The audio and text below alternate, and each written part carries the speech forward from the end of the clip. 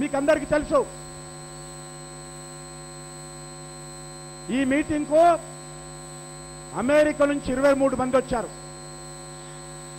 America నుంచి, London నుంచి వచ్చారు, ఢిల్లీ నుంచి వచ్చారు, చెన్నై నుంచి వచ్చారు విద్యార్థులు, బెంగళూరు నుంచి వచ్చారు, బాంబే నుంచి వచ్చారు. చివరకు యువకుల మీటింగ్ అని బీజేపీ ప్రకటించిన తర్వాత 85 సంవత్సరాల ఒక మాతృశ్రీ అక్కడ ఉన్నారు, ఇక్కడ కూర్చున్నారు. అమ్మగారు వాళ్ళ కొడుకు విదేశాల్లో ఉంటారు. మా అమ్మ 85 సంవత్సరాలు మా అమ్మ నరేంద్ర మోడీ గారి మీటింగ్ వినాలనుకుంటుంది, నరేంద్ర మోడీ గారిని చూడాలనుకుంటుంది. మిగతా వాళ్ళు కూర్చోండి అందరూ. ఆ మొక్కరు నిలబడని. మిగతా వాళ్ళు కూర్చోండి, అక్కడ మిగతా వాళ్ళందరూ కూర్చోండి. ఆ మొక్కరు నిలబడుతుంది.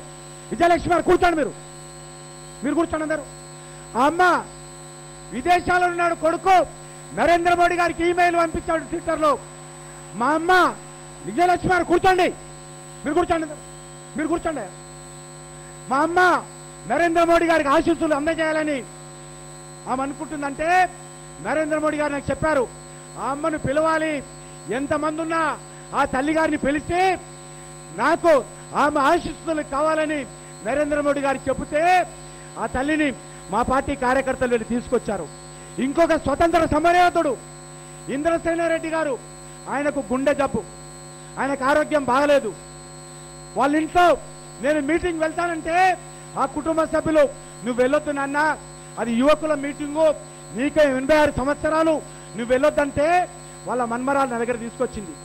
భోజనం చేయడం లేదు, వినడం లేదు. అక్కడ ఉన్నాడు ఇంద్రసేనారెడ్డి గారు, స్వతంత్ర సమరయోధుడు, అక్కడ టీవీల పక్క. ఆయన కూడా వాళ్ళ మన్మరాలు తీసుకొని వచ్చి, నేను నరేంద్ర మోడీ గారి మీటింగ్కి వస్తాను, మా ఇంట్లో నన్ను వద్దంటున్నారు, నువ్వైనా చెప్పి కిషన్ రెడ్డి ఈ మీటింగ్ చూడాలి, నేను నరేంద్ర మోడీ చూడాలంటే ఆ పెద్ద మనిషి ఆ రకంగా ఈరోజు ఈ రకంగా ఈ మీటింగ్ కోసము